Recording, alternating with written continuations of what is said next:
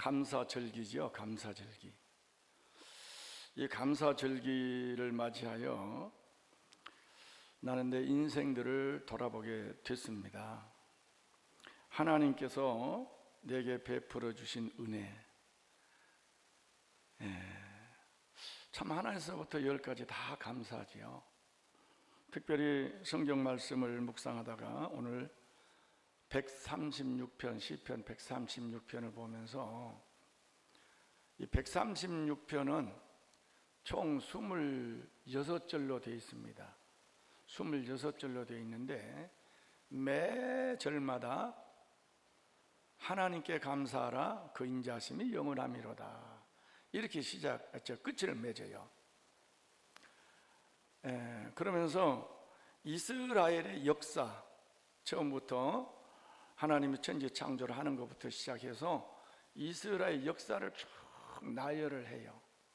그리고 오늘 현재 내게 먹을 것을 주시는 하나님, 이래서 이제 그 매 절마다 감사하면서 하나님께 감사하라, 그 인자하심이 영원함이로다 라고 끝을 맺는 것을 보게 되면서 아, 그렇구나.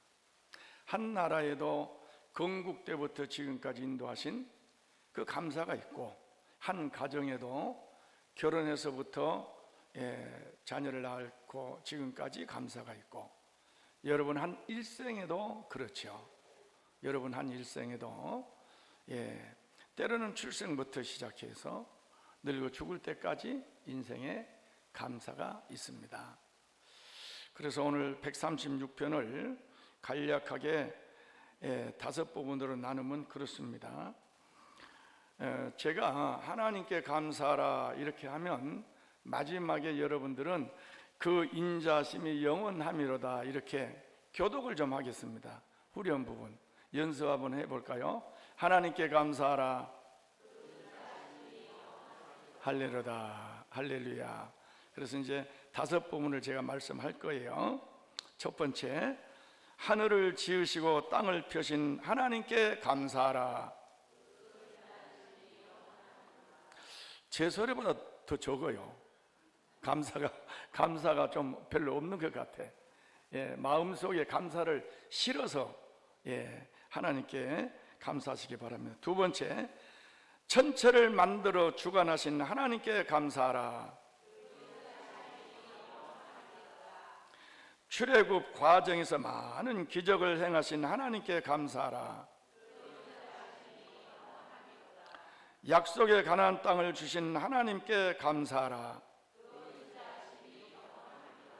모든 육체에 먹을 것을 주신 하나님께 감사하라. 그 인자심이 영원함이로다. 할렐루야. 이렇게 매 절마다 마지막에 후렴구로 또는 교독하는 마음으로 이렇게 하나님께 감사하라, 이유를 말하면서 그 인자심이 영원함이로다 라고 이야기를 하죠. 우리가 여러분들이 좋아하는 찬송 감사 위에 감사를 덮을 때 알죠? 감사 위에 감사를 덮을 때 은혜 위에 은혜가 쌓이네. 모든 일에 감사, 모든 순간에 그리하니 하실지라도 감사. 할렐루야. 그렇지. 잘 나갈 때도 감사하지만 우리에게 인생에 어려운 일이 닥칠 때도 감사하는 거죠. 그래서 제가 제 인생을 쭉 돌아보면서 오늘은 제가 간증으로 설교를 대신하려고 합니다. 지난 다니엘 기도 21일 다니엘 기도 여러분 은혜 많이 받으셨죠? 그분들 나와서 하는 거 보면 거의 다 자기 인생을 간증을 하는데 거기에 하나님의 임재, 하나님의 감사, 내 인생을 만들어주신 내가 알지 못한 하나님의 손길들이 있었던 것에 대해서 간증을 하는 것을 보면서 사실 저도 그래요. 그래서 간략하게 제 인생을 7단계로 나누어서 돌아보면서 감사를 드리게 됐습니다. 그래서 간증으로 제가 말씀을 대신하겠는데요. 첫 번째, 훌륭한 부모님을 만나게 하신 하나님께 저는 감사를 드리게 됩니다. 내 부모님을 통해서 나를 낳아주신 것도 감사하지만 특별히 감사할 것은 나를 나 되게 길을 열어주신 부모님께 더욱 저는 감사를 드립니다. 제가 초등학교를 졸업을 하고 중학교를 갈 형편이 못 됐습니다. 초등학교 제가 졸업을 하면서 사실은 시골 학교지만 수석으로 제가 졸업을 했어요. 그래서 교육감상을 탔는데 중학교를 갈 형편이 못 돼서 안 간다고 그랬습니다. 그랬더니 선생님들이 집에 찾아왔어요. 찾아와서 병윤이 같이 죄송합니다. 수재를 중학교 안 보내면 안 된다. 우리가 돈을 대줄 테니 보내라. 부모님을 설득을 했어요. 그래서 부모님이 그 소리를 듣고 그래. 그때는 중학교 갈 때에 월사금이 있었습니다. 중학교 때 돈을 내야 됐어요. 다른 애들은 중학교를 부모님들이 돈 내서 다 보내는데 그래 내가 보낼 테니 가서 시험이나 쳐봐라. 그때는 이제 우리 선생님들이 권하는 것이 뭐냐면 제가 전남 승주군 황전면 본항리 137번지가 저희 집이에요. 근데 가까운 곳이 어디냐면 순천이에요. 그래서 순천에는 당시에 중학교가 2개가 있었어요. 하나는 공립학교 순천중학교죠. 하나는 순천 매산중학교예요. 매산중학교는 사립이에요. 그 대신에 장학생 제도가 있어요. 그러니까 너는 틀림없이 장학생이 될 거다. 그러면 학비 안 내고 가니 가서 시험을 쳐라. 그래서 제가 매산중학교로 시험을 쳤습니다. 발표한 날 저는 갔어요. 가서 장학생이 의뢰이 될 줄로 생각했고 가서 이제 발표 전에는 학교를 다 갔어요. 발표하는 날은 장학생들은 이름이 쫙 나와 있고 그냥 합격생들은 수험 번호만 나와 있어요. 그래서 제가 제 이름이 있나 장학생 이름에 쭉 보니까 제 이름이 없는 거예요. 야 이거 뭔가 착오가 생겼나? 그리고 수험 번호는 제가 보지도 않고 그냥 왔어요. 올라 그러니까 이제 그 친구 학생, 야, 너 합격됐다, 야, 이러는 거예요. 저는 합격에는 별로 관심이 없어요. 장학생이 됐느냐 안 됐느냐, 돈을 내야 되니까. 이래서 집에를 왔는데 어머니가 그래, 남들은 학비를 대서라도 중학교를 보내는데 너는 합격이 됐지 않느냐. 그래서 내가 보낼 테니 가라. 그래서 우리 부모님이 중학교 갈 수 있는 길을 열어주셨어요. 제 마을의 동기생들이 6명이에요. 6명. 우리 마을에서 6명인데 2명만 중학교를 갔어요. 한 명은 이제 자기 어머니가 좀 치맛바람이 세요. 그래서 아무튼 그 집엔 잘 살아요. 그래서 순천 중학교로 갔고 저는 매산 중학교로 갔는데 이 매산 중학교가 뭐냐? 미션 스쿨이에요. 그래서 저의 첫 번째 길을 열어주신 분이 우리 부모님인데 부모님이 길을 열어주신 것이 뭐냐면은 이 중학교를 보내는 것이에요. 그 중학교가 미션 스쿨이에요. 그래서 제가 두 번째 감사하는 것이 바로 중학교 미션 스쿨에 갖는 것에 대한 감사예요. 첫 번째 감사는 부모님이 중학교를 들어갈 수 있도록 길을 열어주셨다는 데에서 감사합니다. 여호와께 감사하라 그 인자심이 영원함이로다. 그 두 번째는 이제 미션 스쿨이었어요. 그래서 순천 중학교는 공립이니까 종교는 관계가 없죠.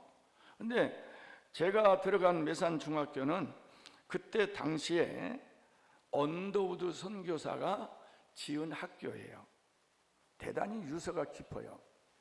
언더우드 선교사가 세운 학교니까. 그런데 그 학교의 교장 선생님이 김형모 교장 선생님이라고 신학 박사예요. 중고등학교에 신학 박사가 있는 학교는 별로 없었어요, 그때 당시에. 그런데 우리 교장 선생님은 신학 박사예요. 그래서 중학교 때 정식 과목으로 신약 성경이 들어가 있었어요. 정식 과목으로.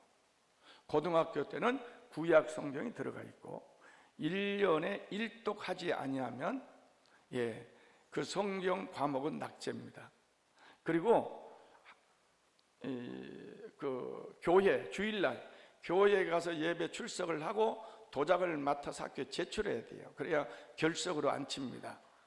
그러니까 어떻게 보면 반강제지만 제가 하나님을 만나고 교회를 갈 수 있었던 그 길이 바로 중학교를 들어가서 그랬다는 이 사실에 저는 너무너무 감사를 드립니다.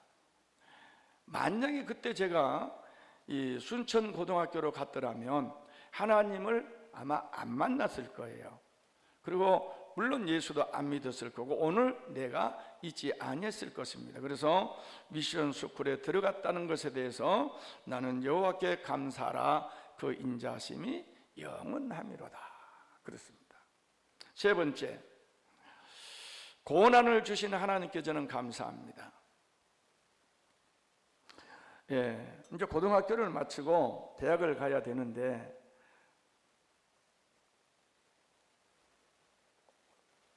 또 여기에서 제가 이제 망설여지는 거예요.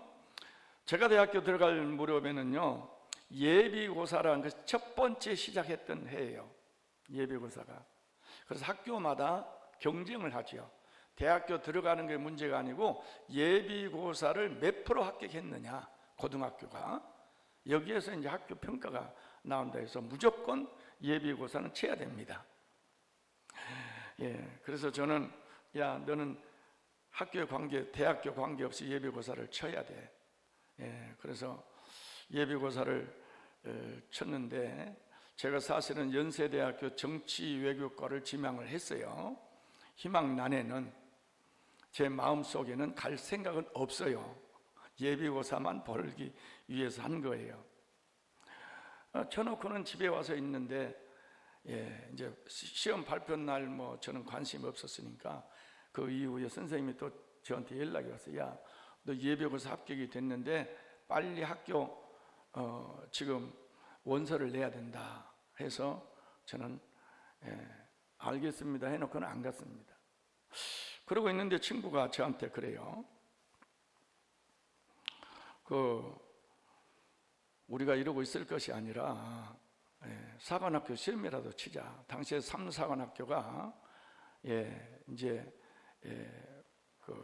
물론 학비를 면제니까 학비는 안 내니까 그래서 시험을 같이 쳤어요. 쳤는데 합격이 됐어요.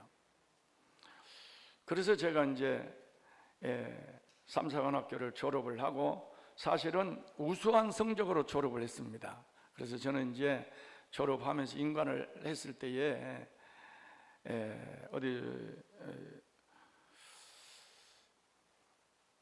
군대에서 저는 장교로 인관을 했으니까 큰 꿈을 이루리라 이런 생각을 갖고 열심히 했어요. 소대장 시절에 저는 이제 월남을 또 지원하려고 했다가 우리 중대장님이 너는 나와 함께 최전방에 가자. DMZ 안에 당시에 이제 8사단 이제 그 8사단은 후방 부대에 있어요. 5군단인데 3사단하고 있는데 3사단이 전방에 나가 있고 이제 8사단 수색중대로 발령이 났다고 나와 같이 가자고 해서 저를 인사 발령을 그리 냈어요. 그러면은 이제 수색중대하고 월남 가는 것하고 군대에서 고과 점수가 똑같이 나오니 월남 안 가도 된다. 그래서 제가 이제 수색중대로 가게 됐어요. 그래가지고 수색중대에서 제 부하가 월북을 하고 말았습니다. 그래서 제가 소대장 때예요. 소대장 때 중위 막 진급을 하고, 이 전방의 수색중대는 DMZ 안에 들어가서 매복을 하고 저녁으로는 낮으로는 수색 정찰을 해요. 여러분들이 TV에서 보면은 철책선이 나오잖아요. DMZ 안에, 지금은 DMZ인데 원래 군사협정에 의해서 DMZ의 휴전선, 이제 38선이 아니에요. 지금은 휴전선이에요. 휴전선으로 해서 남쪽으로 2km 후방에 우리는 남방 한계선을 치고, 북은 2km 북으로 올라가서 북방 한계선을 쳐요. 그래서 4km를 155마일 서해에서부터 동해안까지 155마일 전선을 비무장 지도로 만들어 놨어요. 여기는 말 그대로 무장할 수가 없어요. 물론 여기에 무장이라는 것은 소총을 가지고 들어가려는 말은 아니고 중화기 이상을 그 안에 배치하면 안 돼요. 근데 당시에 북한은 휴전선 바로 직전까지 내려와서 북방 한계선을 쳤어요. 우리는 2km 내려와서 남방 한계선을 쳤는데, 이래서 제가 수색중대에 들어가서 또 열심히 하다가 제 부하가, 제가 우리 1개 소대에 2개 분단으로 나누어서 수색중대 그 매복 근무를 쓰고 교대하고, 그 다음날 또 다른 분대가 매복 근무를 쓰고 했는데, 매복 근무를 쓰고 나오는데 당시에 GP공사가 있었습니다. DMZ 안에. 거기서 잠깐 가면을 취하고 있었는데 한 30분 휴식을 취했나? 그리고 인원 점검하니까 한 명이 없어요. 거기서 없어지면은 남방 한계선에 철책선이 쳐져 있기 때문에 혼자 못 넘어와요. 넘어오면 바로 사격이에요. 거기서 없어졌으면 어디 가느냐? 북한 가는 거예요. 그때가 1972년 4월 15일이 김일성 회갑인데 일주일 후에 제 부하가 월북을 했어요.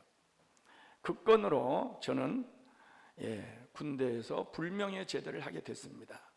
그리고 남한산성 육군교도소에서 6개월을 저는 형을 살았어요. 그리고 이제 군대에서 제대를 하게 됐는데, 그냥 제대가 됩니까? 불명예 제대가 된 거예요. 정승화도 불명예 제대입니다. 저도 불명예 제대를 했어요. 그래서 군대에서 출세하겠다는 청운의 꿈은 산산이 부서져 버렸죠. 욥기 1장 21절에 보면, 내가 모태에서 알몸으로 나와 싸운 적 또한 알몸이 그리로 돌아가올지라.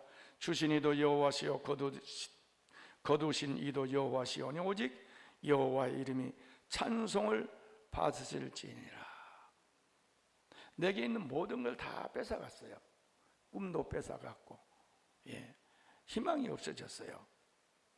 후에 돌이켜 보면은 이 모든 것이 나에게 주시는 하나님의 은혜였었다. 하나님의 섭리인 것을 저는 깨닫게 되었습니다. 왜냐? 나는 군대에서 대한민국의 훌륭한 지도자가 될 거라고 꿈을 꿨지만, 하나님은 야, 너는 대한민국에서 지도자가 되지 말고 하나님 나라의 지도자가 되라. 그래서 그 길을 하나님이 막으셨습니다. 하나님은 내 계획보다 더 좋은 계획을 가지고 나의 앞길을 막고 또 다시 새로운 길로 인도해 주시기 위해서 그런 것이죠. 그래서 저는 고난을 주신 하나님께 감사하라. 그 인자심이 영원하미로다. 할렐루야. 네 번째는 아내를 만나게 하신 하나님께 저는 감사를 드립니다. 이것이 저 인생의 터닝 포인트가 될 수 있는 중요한 순간순간들이에요. 뭔가 결정을 해야 될 순간에는 반드시 하나님이 함께 하신 것을 저는 깨닫게 된 거예요. 잠언 19장 14절에 보면 집과 재물은 조상에게서 상속하거니와 슬기로운 아내는 여호와에게서로 말미암느니라. 할렐루야. 여러분, 그래서 여러분들의 부부가 그냥 우연히 만난다고 생각하지 마세요. 하나님께서 직접 친히 우리에게 짝지어 주신 것을 믿으시기를 바랍니다. 저는 오늘 이 시간은 팔불출이 좀 되려고 그래요. 아내 자랑하면 팔불출이라 그러는데 제가 팔불출 좀 할게요. 제 아내는 참 지혜롭습니다. 인간적입니다. 저를 만나기 전에는 소극적인 성품이라고 했는데 어느 순간부터 적극적인 사람으로 바뀌었습니다. 주의 일을 하는 데는 진정 나의 동반자요, 예수님의 다음으로 정말로 내가 사랑하는 사람입니다. 얼굴도 이쁩니다. 어떤 사람 이런 애죠. 예, 이해를 합니다. 자기 아내가 안 이쁜 사람이 어디 있겠습니까? 그리고 무엇보다도 정직하고 믿음이 나보다 훨씬 좋습니다.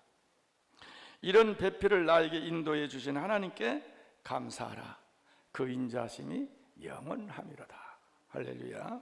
다섯 번째, 목회를 잘 마치게 해 주신 하나님께 저는 감사를 드립니다. 결국 부하의 월북 사건으로 저는 불명예 제대를 하고 대한민국의 군에서 지도자로서의 꿈은 떠났지만 하나님께서 이제는 나를 하나님 나라 백성의 지도자의 길로 인도하시기를 시작합니다. 물론 여러분에게 많은 간증을 했었지만 이미 고등학교 2학년 3학년 때 하나님께서는 내게 천국의 열쇠를 보여주시고 우리 중고등학교 미션 스쿨이라고 했죠. 학교에 목사님이 계세요. 우리는 그 월요일마다 예배를 전 학생들이 예배를 다 드렸어요. 고등학교 2학년 때, 고등학교 3학년 때 목사님이 저를 불렀어요. 불러가지고 병윤아, 너는 꼭 신학을 해라. 그래서 저는 목사님의 권유에도 저는 신학을 할 생각을 안 했습니다. 왜냐, 신학하면은 힘들잖아요. 목회자의 길이 그렇게 쉬운 것은 아니잖아요. 그래서 저는 신학을 안 한다고 했습니다. 그리고 다른 길로 갔지요. 지금 갔다가 결혼을 했어요. 제 아내가 저한테 또 신학을 하라고 권하더라고. 저보다 영안이 좀 밝습니다. 나는 신학을 할 생각이 없는데 나보고 신학이라고 4년 동안 졸랐어요. 그러다가 하나님께 제가 물었습니다. 진짜 내가 신학을 해야 됩니까? 그래서 감림산에 올라가서 3일간 금식기도 하는 중에 하나님께서 제게 환상을 보여주셨죠. 모세의 환상을 보여주면서 제가 신학할 수 있도록 마음의 결심을 하게 했습니다. 그리고 제가 신학교 편입을 해서 이제 주의 종이 되었습니다. 주의 종이 된 다음에 제가 해야 될 일은 무엇입니까? 내가 나이 40에 신학을 했으니까 42살에 졸업을 했어요.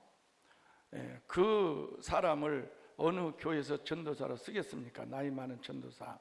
그래서 저는 개척의 꿈을 가지고 있었죠. 그래서 처음부터 저는 개척 할 계획을 세웠고 교회 개척을 하게 됐습니다. 이것도 물론 하나님께 기도해서 하나님 응답받고 개척할 장소까지 개척했을 때의 그때의 교회에 하나님의 은혜가 얼마나 임하 있는가를 제게 환상으로 보여주셨어요. 그 얘기는 제가 또 많이 했으니까 오늘은 생략을 하겠습니다. 그래서 제가 교회를 개척을 했는데 개척할 때 한 영혼 한 영혼이 얼마나 귀한지 몰라요. 160명의 영혼, 600명의 영혼들을 벽에다가 착 붙여놓고 이 영혼들을 내게 주셔서 매일같이 전도 나가고 한 명, 두 명 전도되어서 오면 그 영혼이 그렇게 귀해요. 저는요, 우리 성도들이 한 사람 한 사람 올 때마다 이 사람은 내가 전도에서 온 사람이다 이렇게 생각 안 했어요. 하나님이 내게 영혼을 맡겨주신 영혼이다. 할렐루야. 그렇게 생각했어요. 왜냐? 아니 제송동만 해도 교회가 얼마나 많아요. 그러면 하나님이 한 영혼을 택해서 야 내가 이 영혼을 어디로 붙여줘야지? 하나님이 생각할 거 아니야. 제송 성결교회로 보내줄까? 저기 제송 장로교회로 보내줄까? 하나님이 생각하시다가 우리 교회로 보내줘요. 왜 보내줍니까? 정병윤 네가 이 영혼 좀 맡아서 잘 관리 좀 해서 구원받고 천국 올 때까지 좀 신앙생활 잘 하도록 해라. 저한테 맡겨준 양떼 드려지잖아요. 그러니까 얼마나 귀해요. 그래서 한 영혼 한 영혼 정성을 다했어요. 그러면서 교회가 점점 부흥되기 시작했습니다. 우리 교회 여기 홍승구 장로님도 계시고 박영자 권사님도 계시고 또 사실은 이문선 권사님이나 이렇게 계시는데 다 개척 멤버들이에요.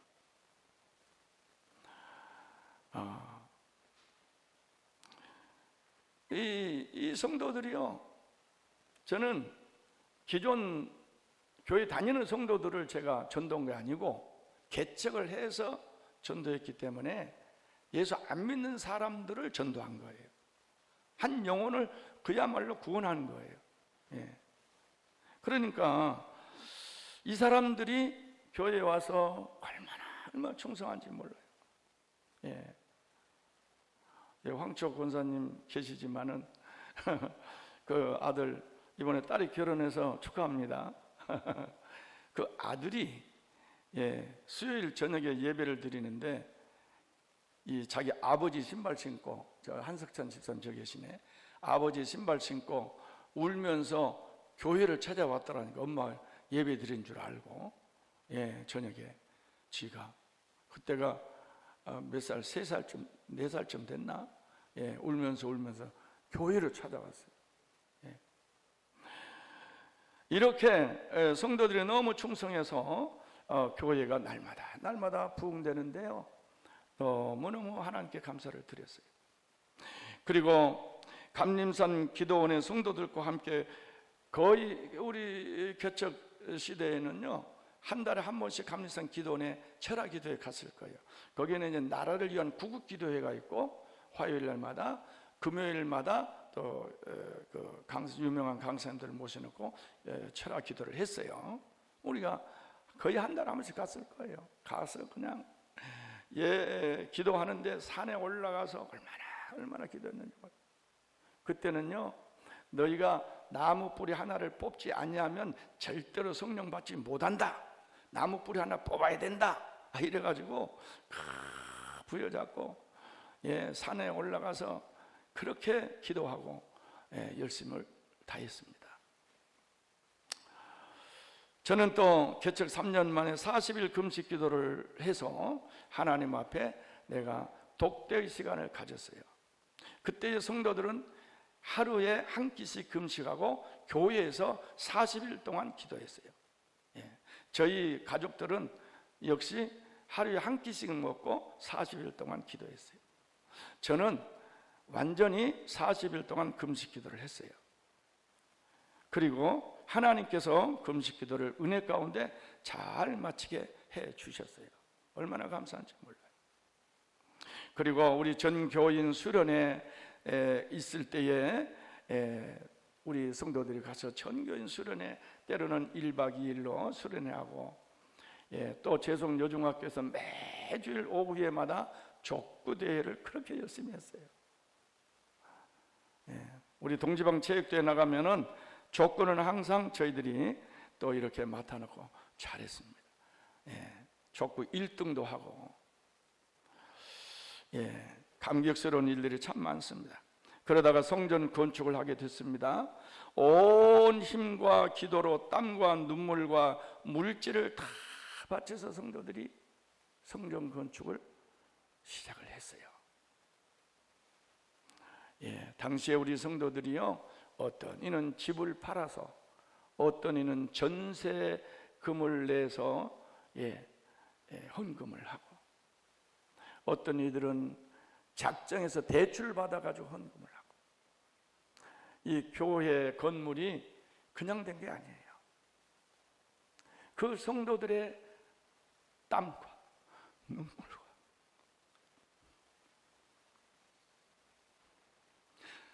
재물을 바쳐서 드리는 교회 이 건물이 그렇게 된 것입니다.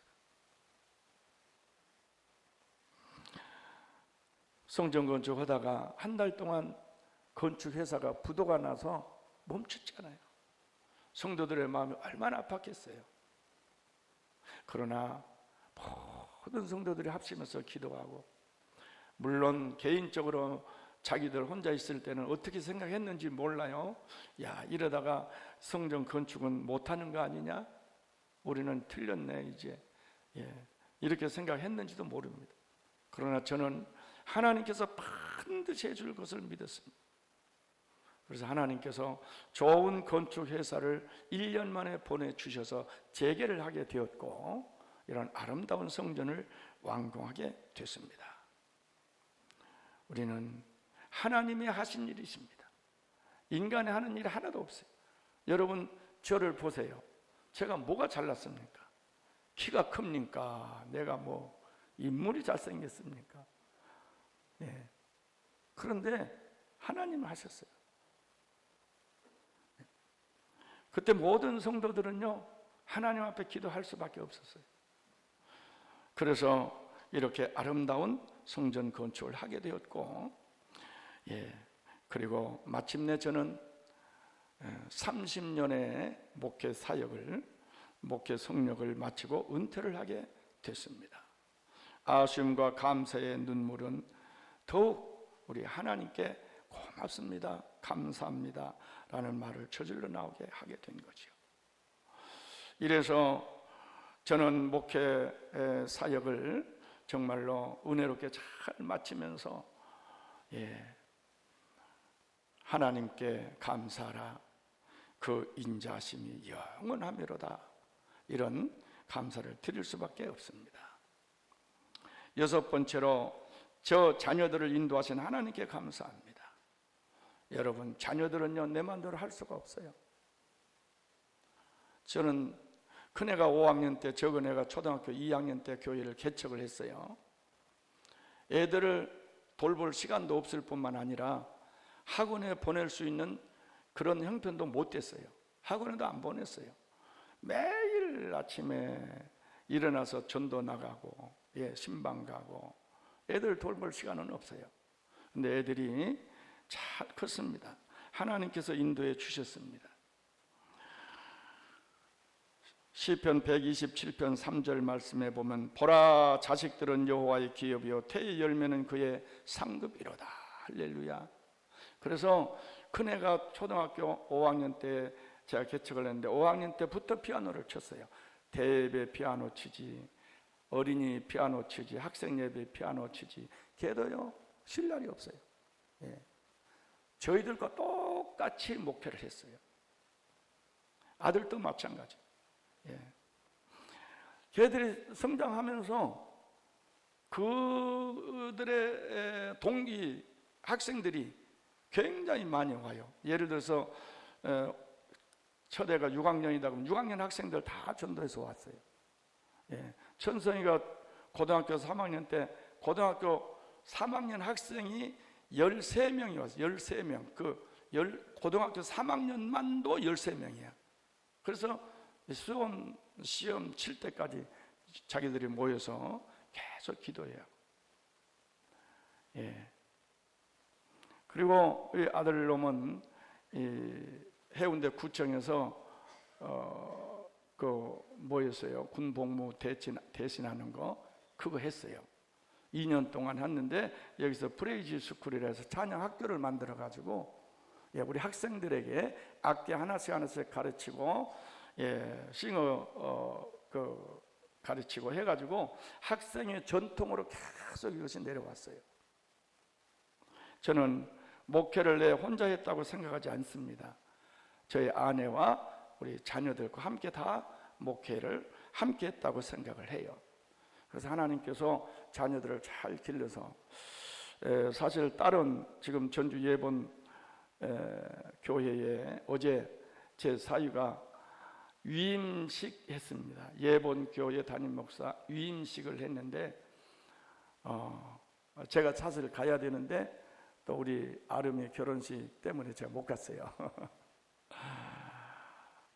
어제 위임식 끝나고 아주 성대하게 한 600명 되는 교회의 목회자로서 열심히 하나님의 일을 섬기고 있습니다. 아들은 지금 미국에서 지금 있고, 그래서 자녀들에 대한 걱정을 전부 다 잊게 하셨어요. 내가 돌보지 않으나 하나님이 주의 종의 자녀들을 잘 돌보고 계시더라. 그 앞길도 인도해 주고 있더라. 할렐루야. 여러분, 자녀 걱정하지 마시고 하나님 앞에 열심히 신앙생활 해놓으시고 기도만 해놓으세요. 하나님이 인도하여 주실 줄 믿습니다. 마지막으로 제 노후를 인도하신 하나님께 감사합니다. 저는 은퇴하고 제 2의 사역으로 어르신들을 섬기는 사역을 시작을 했습니다. 여러분들이 알다시피 제가 어르신들의 사역을 시작한 이유가 있습니다. 제가 노인대학을 시작할 때는요, 나라에서 노인에 대한 복지가 전무했을 때입니다. 노인들이 경로당에서 모여서 화투나 치다가 10원 놓고 10원병이 화투 치다가 수 틀리면 확 뒤집어 버리고 가고, 노인들이요 너무 불쌍해요. 집에 있으면 안방 늙은이 취급을 해서 젊은 사람들이 노인 대접 안 합니다.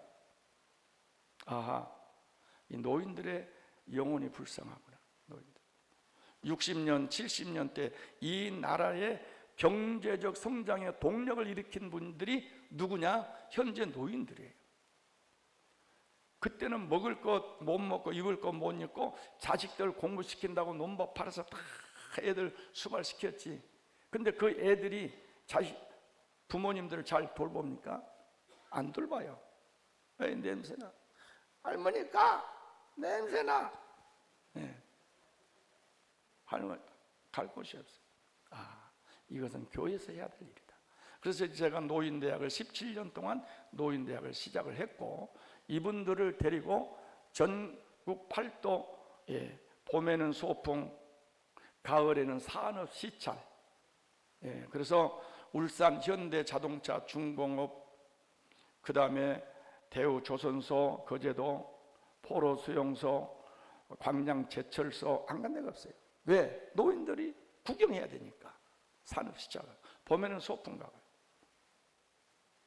이런 걸 하면서 노인들의 영혼이 중요하다. 영혼. 그래서 제가 은퇴하고 이렇게 노인들 주간 보호센터를 제가 설립을 하게 됐습니다. 이제 남은 내 생애는 뭐냐? 노인들의 영혼을 구원하는 거다. 영혼. 노인들이 지금은 힘이 없잖아요. 이제 죽을 거야. 죽으면 노인들은 참 절망이에요. 절망. 아이고, 죽는 것밖에 없어. 그런데 희망을 주는 거예요, 노인들한테. 여러분들은 천국 간다.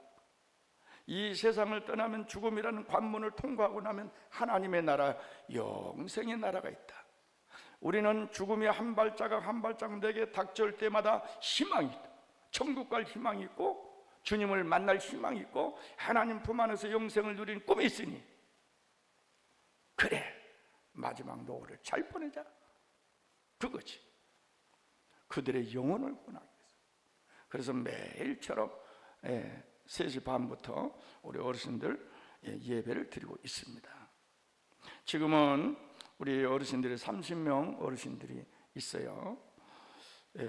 그리고 직원들이, 저를 포함해서 10명의 직원들이 열심히 노인들을 돌보고 있습니다.